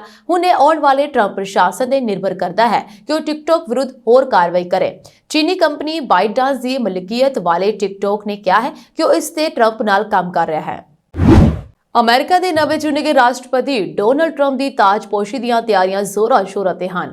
20 ਜਨਵਰੀ ਯਾਨੀ ਕਿ ਅੱਜ ਡੋਨਾਲਡ ਟਰੰਪ ਜੋ ਨੇ ਆਪਣੇ ਦੂਜੀ ਵਾਰ ਅਹੁਦੇ ਸੰਭਾਲਣ ਜਾ ਰਹੇ ਨੇ ਰਾਸ਼ਟਰਪਤੀ ਦਾ ਤੇ ਦੂਜੀ ਵਾਰ ਉਹ ਅਹੁਦੇ ਦੀ ਸਹੁੰ ਚੁੱਕਣਗੇ। ਪਰ ਇਸ ਤੋਂ ਪਹਿਲਾਂ ਅਮਰੀਕਾ 'ਚ ਟਰੰਪ ਦੀ ਡਿਨਰ ਰਾਜਨੀਤੀ ਦੀ ਕਾਫੀ ਚਰਚਾ ਹੋ ਰਹੀ ਹੈ। ਦਰਅਸਲ ਟਰੰਪ ਅਤੇ ਉਪ ਰਾਸ਼ਟਰਪਤੀ ਜੈਡੀ ਵੈਂਸ ਦੇ ਨਾਲ ਪ੍ਰਾਈਵੇਟ ਡਿਨਰ ਲਈ ਲੋਕਾਂ ਨੂੰ ਭਾਰੀ ਮਾਤਰਾ ਵਿੱਚ ਪੈਸਾ ਖਰਚ ਕਰਨਾ ਪੈ ਰਿਹਾ ਹੈ। ਇਸ ਨੂੰ ਫੰਡਰੇਜ਼ਿੰਗ ਡਿਨਰ ਦਾ ਨਾਮ ਵੀ ਦਿੱਤਾ ਗਿਆ ਹੈ। ਦ ਗਾਰਡੀਅਨ ਦੀ ਰਿਪੋਰਟ ਮੁਤਾਬਕ ਪੈਸੇ ਇਕੱਠੇ ਕਰਨ ਲਈ ਆਯੋਜਿਤ ਡਿਨਰ ਇਵੈਂਟ 'ਚ ਟਿਕਟ ਪੈਕੇਜ ਨੂੰ 5 ਵੱਖ-ਵੱਖ ਪੱਧਰਾਂ 'ਚ ਵੰਡਿਆ ਗਿਆ ਹੈ। ਪਹਿਲੀ ਟਿਕਟ ਦੀ ਕੀਮਤ 10 ਲੱਖ ਅਮਰੀਕੀ ਡਾਲਰ ਯਾਨੀ ਕਿ ਕਰੀਬ 9 ਕਰੋੜ ਰੁਪਏ ਹੈ। ਇਸ ਤੋਂ ਇਲਾਵਾ ਹੋਰ ਟਿਕਟਾਂ ਦੀ ਕੀਮਤ 5 lakh dollar, 2 lakh dollar, 10 lakh dollar, 50,000 dollar ਹੈ। ਇਸ ਦੇ ਨਾਲ ਹੀ ਵੱਡੇ ਦਾਨੀਆਂ ਨੂੰ ਨਿੱਜੀ ਸਮਾਗਮਾਂ 'ਚ ਰਾਸ਼ਟਰਪਤੀ ਟਰੰਪ ਅਤੇ ਉਪ ਰਾਸ਼ਟਰਪਤੀ ਨੂੰ ਮਿਲਣ ਦੇ ਲਈ ਦੁੱਗਣਾ ਭੁਗਤਾਨ ਕਰਨਾ ਹੋਵੇਗਾ। ਤੁਹਾਨੂੰ ਦੱਸ ਦਈਏ ਕਿ ਇਸ ਦੀ ਸਭ ਤੋਂ ਵੱਧ ਕੀਮਤ $1 ਮਿਲੀਅਨ ਰੱਖੀ ਗਈ ਹੈ।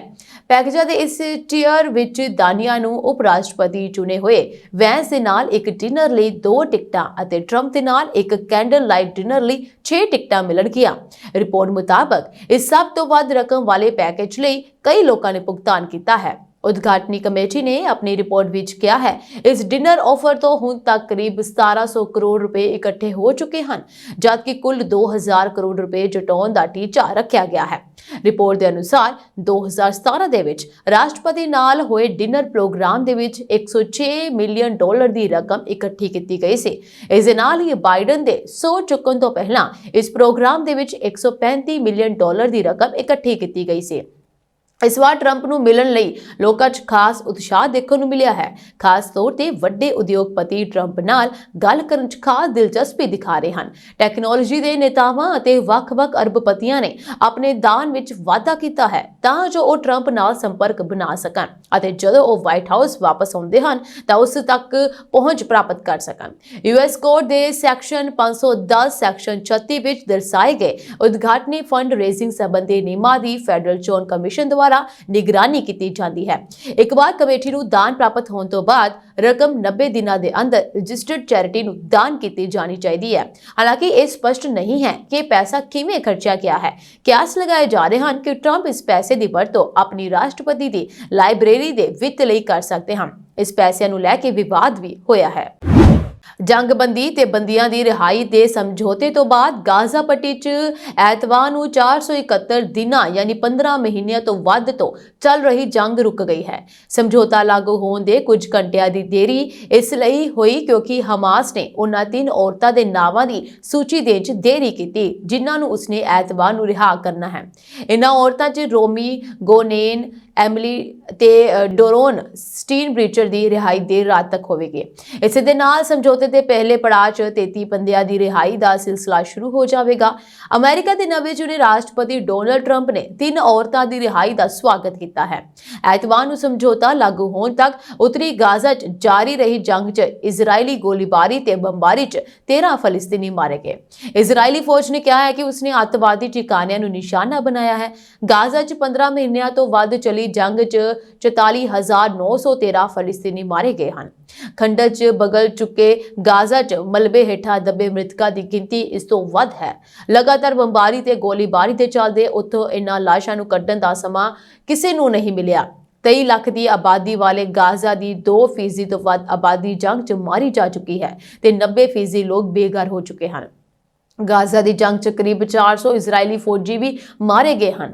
ਇਜ਼ਰਾਈਲ ਦੇ ਵਿਦੇਸ਼ ਮੰਤਰੀ ਨੇ ਕਿਹਾ ਹੈ ਕਿ ਹਮਾਸ ਨੇ ਨਿਰਧਾਰਿਤ ਸਮੇਂ ਤੋਂ 18 ਘੰਟਿਆਂ ਦੀ ਦੇਰੀ ਨਾਲ ਰਿਹਾ ਹੋਣ ਵਾਲੀਆਂ ਔਰਤਾਂ ਦੇ ਨਾਵਾਂ ਦੀ ਸੂਚੀ ਸੌਂਪੀ, ਜਦਕਿ ਹਮਾਸ ਨੇ ਕਿਹਾ ਹੈ ਕਿ ਤਕਨੀਕੀ ਕਾਰਨਾਂ ਕਰਕੇ ਸੂਚੀ ਦੇਣ 'ਚ ਦੇਰੀ ਹੋ ਗਈ। ਇਸੇ ਦੇਰੀ ਦੇ ਚੱਲਦੇ ਸਮਝੌਤਾ ਲਾਗੂ ਹੋਣ 'ਚ ਦੇਰੀ ਹੋਈ ਹੈ।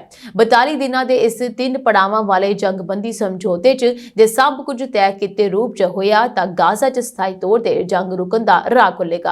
ਹਾਲਾਂਕਿ ਸਮਝੌਤਾ ਲਾਗੂ ਹੋਣ ਤੋਂ ਪਹਿਲਾਂ ਹੀ ਇਜ਼ਰਾਈਲ ਦੇ ਪ੍ਰਧਾਨ ਮੰਤਰੀ ਬੈਂਜਾਮਿਨ ਨੇਤਨਯਾਹੂ ਨੇ ਸਾਫ਼ ਕਰ ਦਿੱਤਾ ਹੈ ਕਿ ਸਮਝੌਤੇ 'ਚ ਗੜਬੜੀ ਹੋਣ ਤੇ ਇਜ਼ਰਾਈਲ ਦਾ ਹਮਲੇ ਦਾ ਅਧਿਕਾਰ ਹੋਵੇਗਾ। ਗਲੋਬਲ ਭਾਰਤੀ ਭਾਈਚਾਰੇ ਦੇ ਗੈਰ ਮੁਨਾਫਾ ਸੰਗਠਨ ਇੰਡੀਆਸਪੋਰਾ ਨੇ ਡੋਨਲਡ ਟਰੰਪ ਨੂੰ 47ਵੇਂ ਅਮਰੀਕੀ ਰਾਸ਼ਟਰਪਤੀ ਵਜੋਂ ਸਹੁੰ ਚੁੱਕਣ ਤੋਂ ਪਹਿਲਾਂ ਵਧਾਈ ਦਿੱਤੀ ਅਤੇ ਉਮੀਦ ਪ੍ਰਗਟਾਈ ਹੈ ਕਿ ਨਵੀਂ ਸਰਕਾਰ ਤਹਿਤ ਅਮਰੀਕਾ ਭਾਰਤ ਸੰਬੰਧ ਹੋਰ ਮਜ਼ਬੂਤ ਹੋਣਗੇ। ਇੰਡੀਆਸਪੋਰਾ ਦੇ ਸੰਸਥਾਪਕ ਪ੍ਰਧਾਨ ਨੇ ਕਿਹਾ ਹੈ ਕਿ ਇੰਡੀਆਸਪੋਰਾ ਅਤੇ ਭਾਰਤੀ ਅਮਰੀਕੀ ਭਾਈਚਾਰੇ ਵੱਲੋਂ ਉਹਨਾਂ ਵੱਲੋਂ ਸੰਯੁਕਤ ਰਾਜ ਅਮਰੀਕਾ ਦੇ 47ਵੇਂ ਰਾਸ਼ਟਰਪਤੀ ਡੋਨਲਡ ਟਰੰਪ ਨੂੰ ਵਧਾਈ। ਉਹਨਾਂ ਨੇ ਕਿਹਾ ਕਿ ਉਹਨਾਂ ਨੂੰ ਉਮੀਦ ਹੈ ਕਿ ਅਮਰੀਕਾ ਵਿੱਚ ਨਵਾਂ ਰਾਜਨੀਤਿਕ ਮਾਹੌਲ ਅਮਰੀਕਾ ਭਾਰਤ ਸੰਬੰਧਾਂ ਨੂੰ ਹੋਰ ਮਜ਼ਬੂਤ ਕਰੇਗਾ। ਰੰਗਾਸਵਾਮੀ ਨੇ ਕਿਹਾ ਕਿ ਰਾਸ਼ਟਰਪਤੀ ਟਰੰਪ ਦੇ ਪਹਿਲੇ ਕਾਰਜਕਾਲ ਦੌਰਾਨ ਦੋਵਾਂ ਪਾਸਿਆਂ ਦੇ ਉੱਚ ਸਰਕਾਰੀ ਅਧਿਕਾਰੀਆਂ ਨੇ ਮਜ਼ਬੂਤ ਸਬੰਧ ਸਥਾਪਿਤ ਕੀਤੇ ਅਤੇ ਇਸ ਮਹੱਤਵਪੂਰਨ ਦੁਵੱਲੇ ਸਬੰਧਾਂ ਨੂੰ ਮਜ਼ਬੂਤ ਕੀਤਾ। ਇਸ ਵਿੱਚ ਮਜ਼ਬੂਤ ਦੋ ਪੱਖੀ ਸਮਰਥਨ ਹੈ। ਅਮਰੀਕਾ ਵੀ ਇਸ ਏਜੰਡੇ ਨੂੰ ਅੱਗੇ ਵਧਾਏਗਾ। ਆਪਣੇ ਦੂਸਰੇ ਕਾਰਜਕਾਲ ਵਿੱਚ ਟਰੰਪ ਨੇ ਨਾਗਰਿਕ ਅਧਿਕਾਰਾਂ, ਰਾਸ਼ਟਰੀ ਸੁਰੱਖਿਆ ਅਤੇ ਟੈਕਨੋਲੋਜੀ ਵਰਗੇ ਖੇਤਰਾਂ ਵਿੱਚ ਕਈ ਭਾਰਤੀ ਅਮਰੀਕੀਆਂ ਨੂੰ ਨਿਯੁਕਤ ਕੀਤਾ। ਇਹਨਾਂ ਵਿੱਚ ਪ੍ਰਮੁੱਖ ਹਨ ਹਰਮੀਤ ਕੌਰ ਢਿੱਲੋਂ, ਵਿਵੇਕ ਰਾਮਾਸਵਾਮੀ, ਕਸ਼ ਪਟੇਲ, ਜੈ ਪਟਚਾਰਿਆ ਅਤੇ ਸ਼੍ਰੀ ਰਾਮ ਕ੍ਰਿਸ਼ਨਨ ਪ੍ਰਮੁੱਖ ਹਨ। ਉਧਰ ਹੀ ਇੰਡੀਆਸਪੋਰਾ ਦੇ ਕਾਰਜਕਾਰੀ ਨਿਰਦੇਸ਼ਕ ਨੇ ਕਿਹਾ ਕਿ ਪਿਛਲੇ ਕੁਝ ਸਾਲਾਂ ਤੋਂ ਇੰਡੀਆਸਪੋਰਾ ਨੇ 2 ਮੁੱਖ ਖੇਤਰਾਂ ਦੇ ਧਿਆਨ ਕੇਂਦਰਿਤ ਕੀਤਾ ਹੈ: ਭਾਰਤੀ ਪ੍ਰਵਾਸੀਆਂ ਦੀ ਨਾਗਰਿਕ ਅਤੇ ਰਾਜਨੀਤਿਕ ਭਾਗੀਦਾਰੀ ਨੂੰ ਵਧਾਉਣਾ ਅਤੇ ਅਮਰੀਕਾ ਭਾਰਤ ਸੰਬੰਧਾਂ ਨੂੰ ਮਜ਼ਬੂਤ ਕਰਨਾ। ਇਹ ਦੇਖ ਕੇ ਖੁਸ਼ੀ ਹੁੰਦੀ ਹੈ ਕਿ ਹਰ ਅਮਰੀਕੀ ਪ੍ਰਸ਼ਾਸਨ ਨੇ ਭਾਵੇਂ ਉਹਨਾਂ ਦਾ ਰਾਜਨੀਤਿਕ ਸੰਬੰਧ ਕੋਈ ਵੀ ਹੋਵੇ, ਭਾਰਤੀ ਅਮਰੀਕੀਆਂ ਨੂੰ ਸਰਕਾਰ ਵਿੱਚ ਸੀਨੀਅਰ ਅਹੁਦਿਆਂ ਤੇ ਨਿਯੁਕਤ ਕੀਤਾ ਹੈ ਅਤੇ ਆਉਣ ਵਾਲੇ ਟਰੰਪ ਪ੍ਰਸ਼ਾਸਨ ਨੇ ਇਸ ਰੁਝਾਨ ਨੂੰ ਜਾਰੀ ਰੱਖਿਆ। ਇਜ਼ਰਾਈਲ ਨੇ ਹਮਾਸ ਨਾਲ ਜੰਗਬੰਦੀ ਸਮਝੌਤੇ ਦੇ ਹਿੱਸੇ ਵਜੋਂ ਤੜਕੇ 90 ਫਲਸਤੀਨੀ ਕੈਦੀਆਂ ਨੂੰ ਰਿਹਾ ਕਰ ਦਿੱਤਾ। ਇਸ ਤੋਂ ਕੁਝ ਘੰਟੇ ਪਹਿਲਾਂ ਹੀ ਹਮਾਸ ਨੇ 3 ਇਜ਼ਰਾਈਲੀ ਬੰਦਕਾਂ ਨੂੰ ਰਿਹਾ ਕਰ ਦਿੱਤਾ ਸੀ ਜੋ ਇਜ਼ਰਾਈਲ ਪਹੁੰਚ ਗਏ ਹਨ। ਜਿਵੇਂ ਹੀ ਕੈਦੀਆਂ ਨੂੰ ਵੱਡੀਆਂ ਚਿੱਟੀਆਂ ਬੱਸਾਂ ਵਿੱਚ ਜੇਲ੍ਹ ਤੋਂ ਬਾਹਰ ਲਿਆਂਦਾ ਗਿਆ, ਲੋਕਾਂ ਨੇ ਖੁਸ਼ੀ ਵਿੱਚ ਪਟਾਕੇ ਚਲਾਏ। ਫਲਸਤੀਨੀਆਂ ਦੀ ਭੀੜ ਬੱਸਾਂ ਦੇ ਆਲੇ ਦੁਆਲੇ ਇਕੱਠੀ ਹੋ ਗਈ ਅਤੇ ਉੱਥੇ ਮੌਜੂਦ ਲੋਕਾਂ ਨੇ ਨਾਅਰੇਬਾਜ਼ੀ ਕੀਤੀ। ਫਲਸਤੀਨੀ ਅਥਾਰਟੀ ਦੇ ਕੈਦੀ ਮਾਮਲਿਆਂ ਦੇ ਕਮਿਸ਼ਨਰ ਦੁਆਰਾ ਦਿੱਤੀ ਗਈ ਸੂਚੀ ਅਨੁਸਾਰ ਰਿਹਾ ਕੀਤੀਆਂ ਗਈਆਂ ਸਾਰੀਆਂ ਔਰਤਾਂ ਜਾਂ ਨਾਬਾਲਗ ਹਨ। ਇਜ਼ਰਾਈਲ ਨੇ ਇਨ੍ਹਾਂ ਸਾਰੇ ਲੋਕਾਂ ਨੂੰ ਦੇਸ਼ ਦੀ ਸੁਰੱਖਿਆ ਨੂੰ ਖਤਰੇ ਵਿੱਚ ਪਾਉਣ ਨਾਲ ਸੰਬੰਧਿਤ ਅਪਰਾਧਾਂ ਲਈ ਹਿਰਾਸਤ ਵਿੱਚ ਲਿਆ ਸੀ। ਇਨ੍ਹਾਂ ਲੋਕਾਂ ਤੇ ਪੱਥਰਬਾਜ਼ੀ ਤੋਂ ਲੈ ਕੇ ਕਤਲ ਦੀ ਕੋਸ਼ਿਸ਼ ਤੱਕ ਦੇ ਗੰਭੀਰ ਦੋਸ਼ ਸਨ। ਪੱਛਮੀ ਕੰਢਾ ਇਜ਼ਰਾਈਲ ਦੇ ਕਬਜ਼ੇ ਹੇਠ ਹੈ ਅਤੇ ਫੌਜ ਨੇ ਲੋਕਾਂ ਨੂੰ ਕੋਈ ਵੀ ਜਨਤਕ ਜਸ਼ਨ ਨਾ ਮਨਾਉਣ ਦੇ ਲਈ ਕਿਹਾ ਹੈ। ਕੈਦੀਆਂ ਦੀ ਰਿਹਾਈ ਅੱਧੀ ਰਾਤ ਨੂੰ ਹੋਈ, ਜਿਸ ਦੀ ਫਲਸਤੀਨੀਆਂ ਨੇ ਆਲੋਚਨਾ ਕੀਤੀ ਅਤੇ ਕਿਹਾ ਕਿ ਇਹ ਭੀੜ ਨੂੰ ਕੈਦੀਆਂ ਦਾ ਘਰ ਵਾਪਸ ਸਵਾਗਤ ਕਰਨ ਤੋਂ ਰੋਕਣ ਦੀ ਕੋਸ਼ਿਸ਼ ਸੀ। ਰਿਹਾ ਕੀਤੇ ਗਏ ਕੈਦੀਆਂ ਵਿੱਚੋਂ ਸਭ ਤੋਂ ਪ੍ਰਮੁੱਖ 62 ਸਾਲਾਂ ਦੀ ਖਾਲਿਦਾ ਜ਼ਰਾਰ ਹੈ, ਜੋ ਕਿ ਫਲਸਤੀਨੀ ਦੀ ਆਜ਼ਾਦੀ ਯਾਨੀ ਫਲਸਤੀਨ ਦੀ ਆਜ਼ਾਦੀ ਲਈ ਕੰਮ ਕਰਨ ਵਾਲੀ ਸੰਸਥਾ PFLP ਦੀ ਇੱਕ ਪ੍ਰਮੁੱਖ ਮੈਂਬਰ ਹੈ। ਇਸ ਸੰਗਠਨ ਤੇ 70 ਦੇ ਦਹਾਕੇ ਵਿੱਚ ਇਜ਼ਰਾਈਲੀਆਂ ਦੇ ਅਗਵਾ ਅਤੇ ਹੋਰ ਹਮਲਿਆਂ ਵਿੱਚ ਸ਼ਾਮਲ ਹੋਣ ਦਾ ਦੋਸ਼ ਹੈ, ਪਰ ਹਾਲ ਹੀ ਦੇ ਸਾਲਾਂ ਵਿੱਚ ਇਸ ਸੰਗਠਨ ਨੇ ਆਪਣੀਆਂ ਹਿੰਸਕ ਗਤੀਵਿਧੀਆਂ ਨੂੰ ਘਟਾ ਦਿੱਤਾ ਹੈ। ਅਮਰੀਕਾ ਦੇ ਨਵੇਂ ਚੁਣੇ ਗਏ ਰਾਸ਼ਟਰਪਤੀ ਡੋਨਾਲਡ ਟਰੰਪ 20 ਜਨਵਰੀ ਨੂੰ ਰਾਸ਼ਟਰਪਤੀ ਵਜੋਂ ਸਹੁੰ ਚੁੱਕਣ ਜਾ ਰਹੇ ਹਨ। ਦੁਨੀਆ ਦੇ ਕਈ ਪ੍ਰਮੁੱਖ ਸਿਆਸਤਦਾਨ ਸਹੁੰ ਚੁੱਕ ਸਮਾਗਮ ਵਿੱਚ ਸ਼ਾਮਲ ਹੋਣ ਦੇ ਲਈ ਵਾਸ਼ਿੰਗਟਨ DC ਪਹੁੰਚ ਚੁੱਕੇ ਹਨ। ਇਸ ਸਮਾਗਮ ਵਿੱਚ ਕਾਰੋਬਾਰੀ ਅਤੇ ਟੈਕਨੋਲੋਜੀ ਦੇ ਦਿੱਗਜ ਵੀ ਸ਼ਾਮਲ ਹੋਏ। ਸਹੁੰ ਚੁੱਕ ਸਮਾਗਮ ਤੋਂ ਪਹਿਲਾਂ ਅਮਰੀਕਾ ਵਿੱਚ ਇੱਕ ਰਾਤ ਦੇ ਖਾਣੇ ਦਾ ਆਯੋਜਨ ਕੀਤਾ ਗਿਆ ਸੀ 19 ਜਨਵਰੀ ਨੂੰ। ਰਿਲਾਇੰਸ ਇੰਡਸਟਰੀਜ਼ ਦੇ ਚੇਅਰਮੈਨ ਮੁਕੇਸ਼ ਅੰਬਾਨੀ ਅਤੇ ਰਿਲਾਇੰਸ ਫਾਊਂਡੇਸ਼ਨ ਦੀ ਚੇਅਰਪਰਸਨ ਨੀਤਾ ਅੰਬਾਨੀ ਵੀ ਰਾਤ ਦੇ ਖਾਣੇ ਵਿੱਚ ਸ਼ਾਮਲ ਹੋਏ। ਇਸ ਦੇ ਨਾਲ ਹੀ ਦੋਵਾਂ ਨੇਤਾ ਡੋਨਾਲਡ ਟਰੰਪ ਦੇ ਨਾਲ ਵੀ ਮਿਲੇ। ਮੁਕੇਸ਼ ਅੰਬਾਨੀ ਅਤੇ ਨੀਤਾ ਅੰਬਾਨੀ ਵੀ ਸਹੁੰ ਚੁੱਕ ਸਮਾਗਮ ਵਿੱਚ ਮੌਜੂਦ ਹੋ ਰਹੇ ਹਨ। ਤੁਹਾਨੂੰ ਦੱਸ ਦਈਏ ਕਿ ਇਸ ਸਮਾਰੋਹ ਵਿੱਚ ਵਿਦੇਸ਼ ਮੰਤਰੀ S ਜਯਸ਼ੰਕਰ ਵੀ ਭਾਰਤ ਦੀ ਨੁਮਾਇੰਦਗੀ ਕਰ ਰਹੇ ਹਨ। ਇਸ ਰਾਤ ਦੇ ਖਾਣੇ ਵਿੱਚ ਡਿਵੈਲਪਰਸ ਦੇ ਮੈਨੇਜਿੰਗ ਡਾਇਰੈਕਟਰ ਪੰਕਜ ਬਾਂਸਲ ਅਤੇ ਟ੍ਰਿਬੇਕਾ ਡਿਵੈਲਪਰਸ ਦੇ ਸੰਸਥਾਪਕ ਕਲਪੇਸ਼ ਮਹਿਤਾ ਵੀ ਸ਼ਾਮਲ ਹੋਏ। ਕਲਪੇਸ਼ ਮਹਿਤਾ ਨੇ ਟਰੰਪ ਬ੍ਰਾਂਡ ਨੂੰ ਭਾਰਤ ਲਿਆਉਣ ਵਿੱਚ ਪ੍ਰਮੁੱਖ ਭੂਮਿਕਾ ਨਿਭਾਈ ਹੈ। ਪੰਕਜ ਬਾਂਸਲ ਦਾ MS ਡਿਵੈਲਪਰਸ ਦੇਸ਼ ਵਿੱਚ ਟਰੰਪ ਟਾਵਰਾਂ ਦੇ ਵਿਕਾਸ ਵਿੱਚ ਇੱਕ ਮੁੱਖ ਭਾਈਵਾਲ ਹੈ। ਨਵੇਂ ਚੁਣੇ ਗਏ ਅਮਰੀਕੀ ਰਾਸ਼ਟਰਪਤੀ ਡੋਨਾਲਡ ਟਰੰਪ ਦਾ ਪ੍ਰਸ਼ਾਸਨ ਵੈਨਜ਼ੂਏਲਾ ਸਰਕਾਰ ਅਤੇ ਇਸ ਦੇ ਮੁਖੀ ਨਿਕੋਲਸ ਨੂੰ ਬਦਲਣਾ ਚਾਹੁੰਦਾ ਹੈ। ਹਾਲਾਂਕਿ ਪ੍ਰਸ਼ਾਸਨ ਦੇ ਪ੍ਰਤੀਨਿਧੀਆਂ ਅਨੁਸਾਰ ਇਸ ਦਾ ਮਤਲਬ ਦੇਸ਼ ਵਿੱਚ ਫੌਜੀ ਕਾਰਵਾਈ ਨਹੀਂ ਹੈ। ਐਕਸੀਓਸ ਪੋਰਟਲ ਨੇ ਟਰੰਪ ਪ੍ਰਸ਼ਾਸਨ ਦੇ ਇੱਕ ਅਗਿਆਤ ਸਰੋਤ ਦੇ ਹਵਾਲੇ ਦੇ ਨਾਲ ਇਹ ਰਿਪੋਰਟ ਦਿੱਤੀ ਹੈ। ਵਿਦੇਸ਼ ਨੀਤੀ ਵਿਚਾਰ ਵਟਾਂਦਰੇ ਵਿੱਚ ਸ਼ਾਮਲ ਟਰੰਪ ਦੇ ਇੱਕ ਸਲਾਹਕਾਰ ਨੇ ਕਿਹਾ ਹੈ ਕਿ ਚੁਣੇ ਗਏ ਰਾਸ਼ਟਰਪਤੀ ਦੀ ਟੀਮ ਚਾਹੁੰਦੀ ਹੈ ਕਿ ਮਾਦੂਰੋ ਸੀਰੀਆ ਦੇ ਸਾਬਕਾ ਰਾਸ਼ਟਰਪਤੀ ਬਸ਼ਰ ਅਲ ਅਸਦ ਦੇ ਰਸਤੇ ਤੇ ਚੱਲਣ, ਜੋ 8 ਦਸੰਬਰ 2024 ਨੂੰ ਅਹੁਦਾ ਛੱਡ ਗਏ ਸਨ। ਸਲਾਹਕਾਰਾਂ ਨੇ ਪੋਰਟਲ ਨੂੰ ਦੱਸਿਆ ਕਿ ਵੈਨਜ਼ੂਏਲਾ ਵਿੱਚ ਸ਼ਾਸਨ ਤਬਦੀਲੀ ਹੋਵੇਗੀ। ਇਸ ਦਾ ਮਤਲਬ ਜ਼ਰੂਰੀ ਨਹੀਂ ਹੈ ਕਿ ਫੌਜੀ ਕਾਰਵਾਈ ਹੋਵੇ। ਸਾਨੂੰ ਮਾਸਕੋ ਵਿੱਚ ਮਾਦੂਰੋ ਨੂੰ ਅਸਦ ਦੇ ਗੁਆਂਢੀ ਹੋਣ ਤੇ ਕੋਈ ਇਤਰਾਜ਼ ਨਹੀਂ ਹੋਵੇਗਾ। ਪੋਰਟਲ ਨੇ ਨੋਟ ਕੀਤਾ ਹੈ ਕਿ ਵੈਨਜ਼ੂਏਲਾ ਵਿੱਚ ਸੱਤਾ ਤਬਦੀਲੀ ਵਿੱਚ ਟਰੰਪ ਦੀ ਦਿਲਚਸਪੀ ਅਮਰੀਕੀ ਰਾਸ਼ਟਰਪਤੀ ਜੋ ਬਾਈਡਨ ਤੇ ਕਿਊਬਾ ਨੂੰ ਅੱਤਵਾਦ ਦੇ ਰਾਜ ਸਪਾਂਸਰਾਂ ਦੀ ਸੂਚੀ ਵਿੱਚੋਂ ਹਟਾਉਣ ਦੇ ਆਪਣੇ ਫੈਸਲੇ ਨੂੰ ਕਾਂਗਰਸ ਨੂੰ ਭੇਜਣ ਦੇ ਇਰਾਦੇ ਦੇ ਪਿਛੋਕੜ ਵਿੱਚ ਵਾਧਾ ਹੋਇਆ ਹੈ। ਜ਼ਿਕਰਯੋਗ ਹੈ ਕਿ ਸੀਰੀਆ ਦੇ ਹਥਿਆਰਬੰਦ ਵਿਰੋਧੀ ਧਿਰ ਨੇ 8 ਦਸੰਬਰ ਨੂੰ ਦਮਿਸ਼ਕ ਤੇ ਕਬਜ਼ਾ ਕਰ ਲਿਆ ਸੀ। ਰੂਸੀ ਅਧਿਕਾਰੀਆਂ ਨੇ ਦੱਸਿਆ ਕਿ ਸੀਰੀਆ ਦੇ ਸੰਘਰਸ਼ ਵਿੱਚ ਹਿੱਸਾ ਲੈਣ ਵਾਲਿਆਂ ਨਾਲ ਗੱਲਬਾਤ ਤੋਂ ਬਾਅਦ ਬਸ਼ਰ ਅਲ ਅਸਦ ਨੇ ਸੀਰੀਆ ਦੇ ਰਾਸ਼ਟਰਪਤੀ ਦੇ ਅਹੁਦੇ ਤੋਂ ਅਸਤੀਫਾ ਦੇ ਦਿੱਤਾ ਅਤੇ ਦੇਸ਼ ਛੱਡ ਕੇ ਰੂਸ ਚਲੇ ਗਏ, ਜਿੱਥੇ ਉਹਨਾਂ ਨੂੰ ਸ਼ਰਨ ਦਿੱਤੀ ਗਈ। ਹਯਾਤ ਤਹਿਰੀਰ ਅਲ ਸ਼ਾਮ ਅਤੇ ਹੋਰ ਵਿਰੋਧੀ ਸਮੂਹਾਂ ਦੁਆਰਾ ਗਠਿਤ ਇਦਲਿਬ ਆਧਾਰਿਤ ਪ੍ਰਸ਼ਾਸਨ ਚਲਾਉਣ ਵਾਲੇ ਮੁਹੰਮਦ ਅਲ ਬਸ਼ੀਰ ਨੂੰ ਅੰਤਰਿਮ ਪ੍ਰਧਾਨ ਮੰਤਰੀ ਨਾਮਜ਼ਦ ਕੀਤਾ ਗਿਆ। ਬਾਅਦ ਵਿੱਚ ਉਸਨੇ ਐਲਾਨ ਕੀਤਾ ਕਿ ਇੱਕ ਅੰਤਰਿਮ ਸਰਕਾਰ ਬਣਾਈ ਗਈ ਹੈ ਅਤੇ ਮਾਰਚ 2025 ਤੱਕ ਬਣੀ ਰਹੇਗੀ। 20 ਜਨਵਰੀ ਨੂੰ ਡੋਨਾਲਡ ਟਰੰਪ ਅਮਰੀਕਾ ਦੇ ਰਾਸ਼ਟਰਪਤੀ ਵਜੋਂ ਸਹੁੰ ਚੁੱਕ ਰਹੇ ਹਨ। ਉਹ ਅਮਰੀਕਾ ਦੇ 47ਵੇਂ ਰਾਸ਼ਟਰਪਤੀ ਬਣ ਜਾਣਗੇ। ਇਹ ਪ੍ਰੋਗਰਾਮ ਸਾਲ 2025 ਦੀ ਸ਼ੁਰੂਆਤ ਦਾ ਸਭ ਤੋਂ ਵੱਡਾ ਸਮਾਗਮ ਹੋਣ ਵਾਲਾ ਹੈ। ਇਸ ਖਾਸ ਘਟਨਾ ਤੇ ਦੁਨੀਆ ਦੀ ਨਜ਼ਰਾਂ ਹਨ। ਅਮਰੀਕਾ ਦੇ ਰਾਸ਼ਟਰਪਤੀ ਬਣਨ ਤੋਂ ਬਾਅਦ ਡੋਨਾਲਡ ਟਰੰਪ ਵਿਸ਼ੇਸ਼ ਜਹਾਜ਼ ਰਾਹੀਂ ਯਾਤਰਾ ਕਰਨਗੇ। ਅਮਰੀਕੀ ਰਾਸ਼ਟਰਪਤੀ ਲਈ 에ਅਰ ਫੋਰਸ 1 ਦੀ ਵਰਤੋਂ ਕੀਤੀ ਜਾਂਦੀ ਹੈ। ਇਸ ਹਵਾਈ ਜਹਾਜ਼ ਨੂੰ ਦੁਨੀਆ ਦਾ ਸਭ ਤੋਂ ਸੁਰੱਖਿਅਤ ਜਹਾਜ਼ ਵੀ ਮੰਨਿਆ ਗਿਆ ਹੈ। ਇਸ 에ਅਰਕ੍ਰਾਫਟ 'ਚ ਕਈ ਫੀਚਰਸ ਮੌਜੂਦ ਹਨ ਜੋ ਇਸ ਨੂੰ ਬੇहद ਖਾਸ ਬਣਾਉਂਦੇ ਹਨ। ਅਮਰੀਕੀ ਰਾਸ਼ਟਰਪਤੀ ਇਸ ਜਹਾਜ਼ ਦੀ ਵਰਤੋਂ ਦੂਜੇ ਦੇਸ਼ਾਂ ਦੇ ਦੌਰੇ ਲਈ ਕਰਦੇ ਹਨ। ਇਸ ਹਵਾਈ ਜਹਾਜ਼ ਨੂੰ ਫਲਾਈਂਗ ਕੈਸਲ ਜਾਂ ਫਲਾਈਂਗ ਵਾਈਟ ਹਾਊਸ ਦੇ ਨਾਂ ਨਾਲ ਵੀ ਜਾਣਿਆ ਜਾਂਦਾ ਹੈ। ਅਮਰੀਕੀ ਰਾਸ਼ਟਰਪਤੀ ਦੀ ਯਾਤਰਾ ਲਈ ਵਰਤੇ ਜਾਣ ਵਾਲੇ ਜਹਾਜ਼ 에ਅਰ ਫੋਰਸ 1 ਨੂੰ ਸਭ ਤੋਂ ਖਾਸ ਅਤੇ ਵੱਖਰਾ ਮੰਨਿਆ ਜਾਂਦਾ ਹੈ। ਇਸ ਜਹਾਜ਼ ਦੇ ਅੰਦਰ ਕਈ ਤਰ੍ਹਾਂ ਦੀਆਂ ਵਿਸ਼ੇਸ਼ ਸਹੂਲਤਾਂ ਮੌਜੂਦ ਹਨ। ਜਹਾਜ਼ ਦੇ ਅੰਦਰ ਇੱਕ ਕਾਨਫਰੰਸ ਰੂਮ, ਬੈਡਰੂਮ ਅਤੇ ਕਈ ਦਫ਼ਤਰ ਹਨ। ਜਹਾਜ਼ ਦੇ ਅੰਦਰ ਇੱਕ ਰਸੋਈ ਵੀ ਹੈ, ਜਿਸ ਦੀ ਵਰਤੋਂ ਅਮਰੀਕੀ ਰਾਸ਼ਟਰਪਤੀ ਅਤੇ ਜਹਾਜ਼ ਵਿੱਚ ਸਵਾਰ ਹੋਰ ਅਧਿਕਾਰੀਆਂ ਲਈ ਖਾਣਾ ਬਣਾਉਣ ਲਈ ਕੀਤੀ ਜਾਂਦੀ ਹੈ। ਇਹ ਜਹਾਜ਼ ਸੁਰੱਖਿਆ ਦੇ ਨਜ਼ਰੀਏ ਤੋਂ ਵੀ ਖਾਸ ਹੈ। ਇਹ ਜਹਾਜ਼ ਅਤੀ ਆਧੁਨਿਕ ਇਲੈਕਟ੍ਰੋਨਿਕ ਵਾਰਫੇਅਰ ਸੂਟ ਨਾਲ ਲੈਸ ਹੈ, ਜਿਸ ਰਾਹੀਂ ਖਤਰਿਆਂ ਦਾ ਪਤਾ ਲਗਾਇਆ ਜਾ ਸਕਦਾ ਹੈ। ਇਸ ਤੋਂ ਇਲਾਵਾ 에ਅਰ ਫੋਰਸ 1 ਦੁਨੀਆ ਦੇ ਕਿਸੇ ਵੀ ਕੋਨੇ ਨਾਲ ਸੰਪਰਕ ਕਰਨ ਦੇ ਸਮਰੱਥ ਹੈ। ਜਹਾਜ਼ ਦੇ ਅੰਦਰ ਸੈਟੇਲਾਈਟ ਫੋਨ, ਫੈਕਸ ਮਸ਼ੀਨ ਆਦਿ ਕਈ ਆਧੁਨਿਕ ਸਹੂਲਤਾਂ ਮੌਜੂਦ ਹਨ। 에ਅਰ ਫੋਰਸ 1 ਦਾ ਇਤਿਹਾਸ ਦੂਜੇ ਵਿਸ਼ਵ ਯੁੱਧ ਦੌਰਾਨ ਸ਼ੁਰੂ ਹੁੰਦਾ ਹੈ। ਇਸ ਸਮੇਂ ਤੋਂ 에ਅਰ ਫੋਰਸ 1 ਨੇ ਕਈ ਅਮਰੀਕੀ ਰਾਸ਼ਟਰਪਤੀਆਂ ਦੀ ਸੇਵਾ ਕੀਤੀ ਹੈ। ਇਹ ਸਾਂਝੀ ਦੇਸ਼ ਵਿਦੇਸ਼ ਨਾਲ ਜੁੜੀਆਂ ਹੋਈਆਂ ਕੁਝ ਖਾਸ ਤੇ ਚੋਣਵੀਆਂ ਖਬਰਾਂ ਹੋਰ ਅਪਡੇਟਸ ਨਾਲ ਜੁੜੇ ਰਹਿਣ ਦੇ ਲਈ ਤੁਸੀਂ ਬਨੇ ਰਹੋ ਜੀ ਪੰਜਾਬ ਮਿਲ USA TV ਦੇ ਨਾਲ। ਤੁਹਾਡੇ ਸਭ ਦਾ ਬਹੁਤ ਬਹੁਤ ਧੰਨਵਾਦ।